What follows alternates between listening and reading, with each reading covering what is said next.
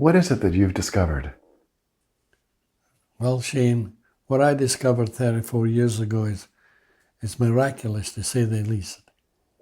And I was blessed with the gift that was given to me.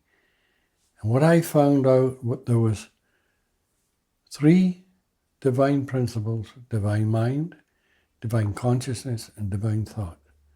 And they are the 3 principles that hold the secret to all human experience. And I realized when I first found them, if psychology and psychiatry could understand this, it would change psychology and put it into another dimension altogether. They cover everything in this world, the entire psychological experience, because this is what life is. From the cradle to the grave, it's a psychological experience. Mm-hmm. It's all brought about by using mind, consciousness, and thought. And without these principles, there wouldn't even be life. And they're the Trinity. There can't be any more because they're the Trinity. They're the total essence of all life here on earth. Could you once again talk about the 3 principles and what they are and what they mean? Well, let's put it this way. I'll digest the story, and we'll go back 34 years ago, and I'll tell you the story, how it happened. And maybe this will help you.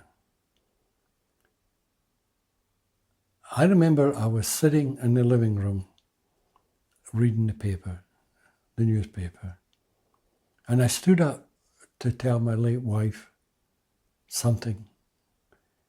And instead, I looked out the picture window at the ocean, and it was like being sucked down a tunnel. Literally sucked down a tunnel. And all of a sudden, I was shrouded by white buzzing light. And I went beyond time, space, and matter, beyond this world, and realized that all life was a great illusion created from this formless energy. Then I don't know how many seconds it took, but this light vanished, and I turned around and started to cry. And I said to my late wife, I'm home, I'm free, I've made it, I've conquered this world. Now that was a very unusual thing for me to say. Well, that's what happened, but you can imagine Barbara's face. It was like I'd shot her. She thought I'd gone off my head. But since then, everything I said has become a fact. I know it sounds strange. As a matter of fact, when I first found this, 3 days later, I went back to my work. And unknown to me, I'd changed so much that nobody knew me. My voice was different. My face was different. The way I talked was different. The way I acted was different. And I never realized it. But one thing I did realize, and it was interesting, is when I went back into the work, there was maybe 400 people, I saw every single one of them working from these principles. And if they were using those principles negatively, then they were unhappy people, or sad people, or disturbed people. And the ones that were using them in a positive way, they were the happy ones.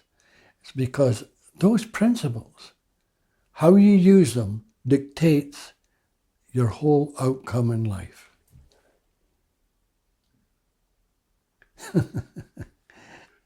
You wouldn't be alive if you weren't using them. You're using them all the time. You just have to understand that you are. You are using them all the time. But you're using them wrongly sometimes. Sometimes you're using them correctly. But if you know what they are, then you can go around and change your life. And why it happened to me, I have no idea. Because to be truthful with you, I was definitely most undeserving, but it did happen. And that's what you call self-realization. You realize how you are connected to this world. You realize what some people call the oneness of life. You realize that everything becomes from a divine, formless, spiritual energy before creation. And when this formless, divine energy takes form, we call it creation. Well, you go further, the whole world is an illusion. The second we leave our mother's womb, we start using those three principles, mind, conscious, and thought, to see creation.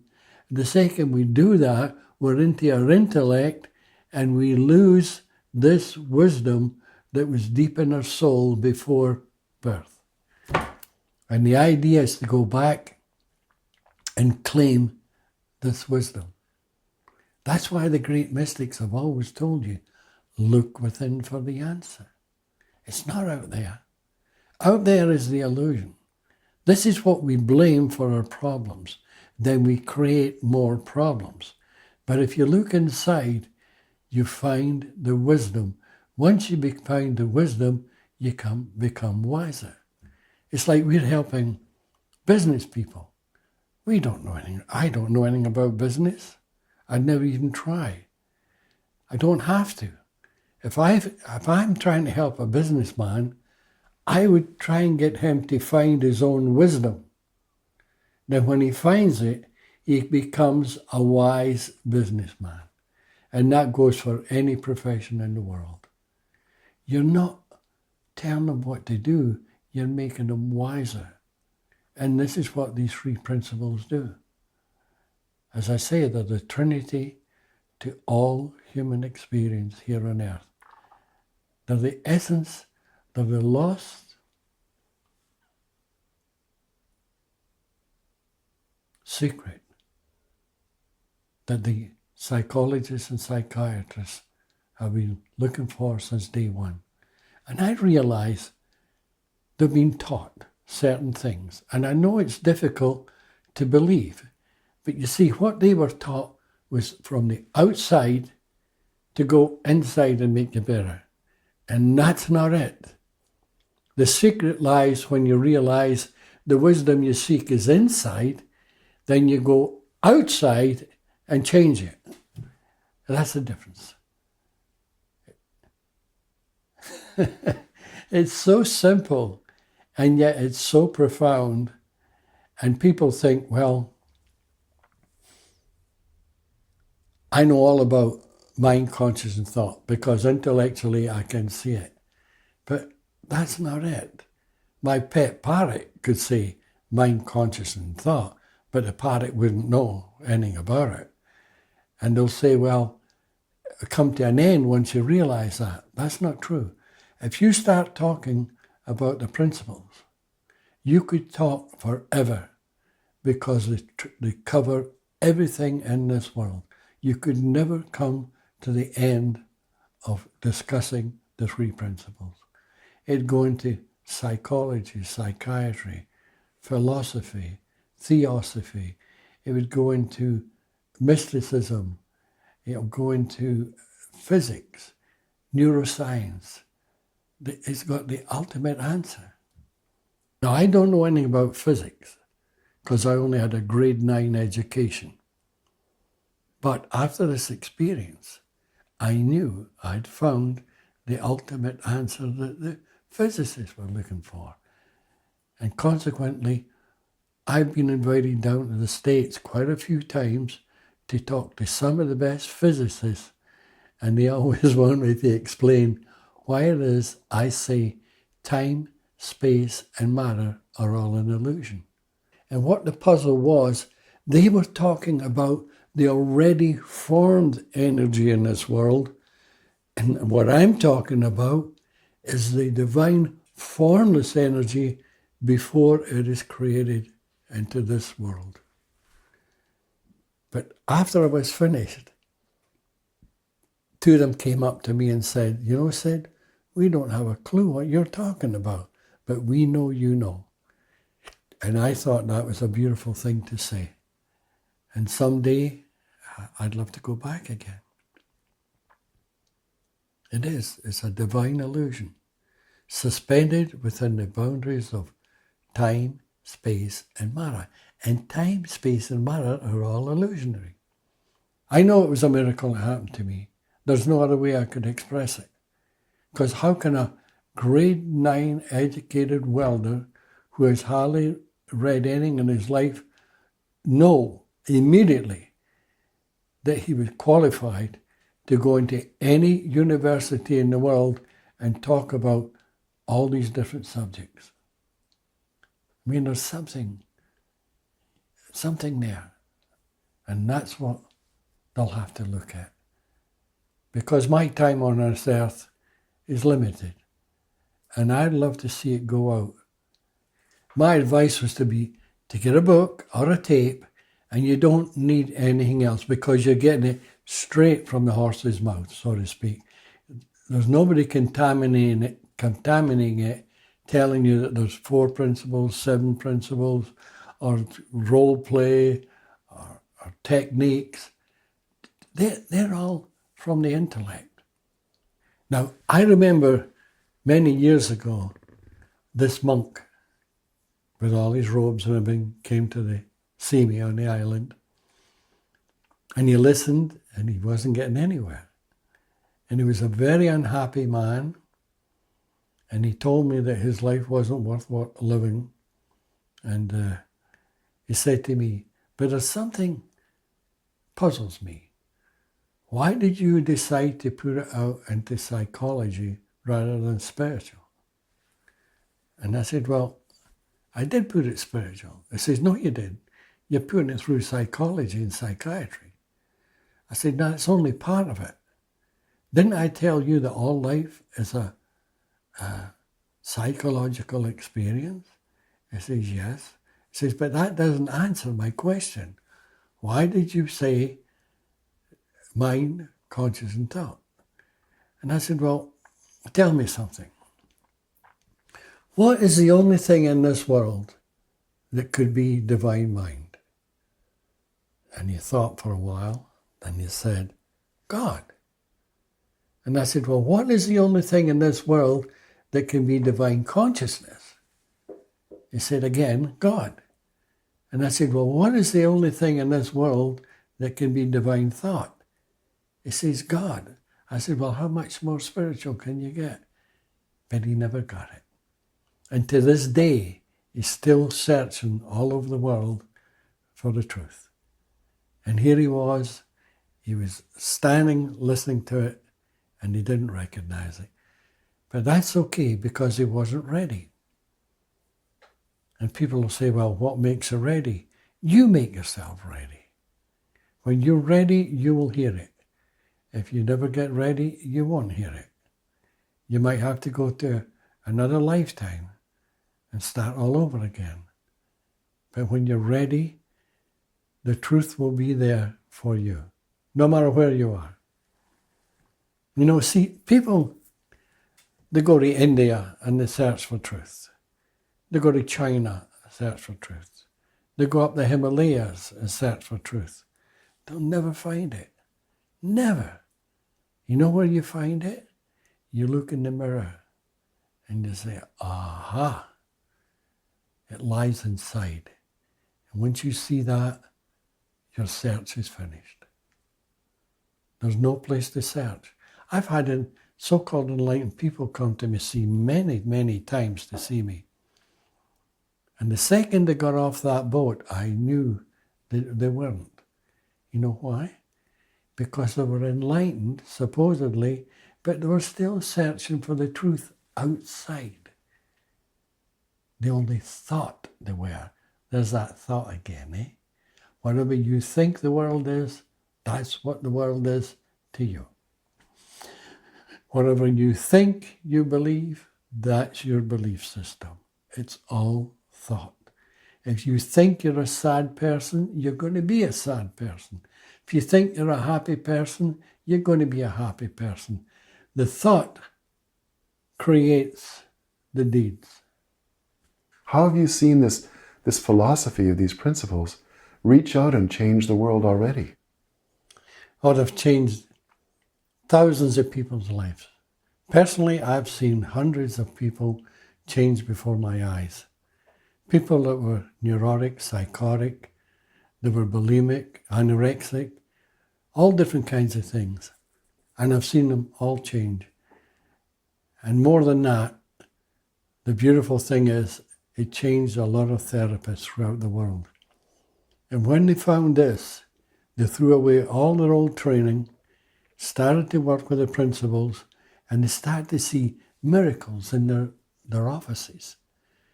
They saw cures that they never thought possible. People who have been in therapy for many, many years and told by the psychiatrists and psychologists that they would never be mentally healthy. And quite often they go back to the therapist and say, I don't need you anymore. I just read this book, or I just listened to this man called Sydney Banks. And they'll say, that's impossible. And they want to give them more treatment, but they'll walk away. Do you know what's happened? Because they have jumped ahead of the therapist. And this is how powerful this is. And this is why I say, if the therapists of the world ever really start to take this, there'd be healings all over the world. I've been in a jail where there was 300 people, and every single one of them was carrying that book, The Enlightened Gardener. And I heard so many stories, it was unbelievable. I heard one story. Now, this girl wasn't in jail, but I met her there because she's now a teacher. And her story was fantastic.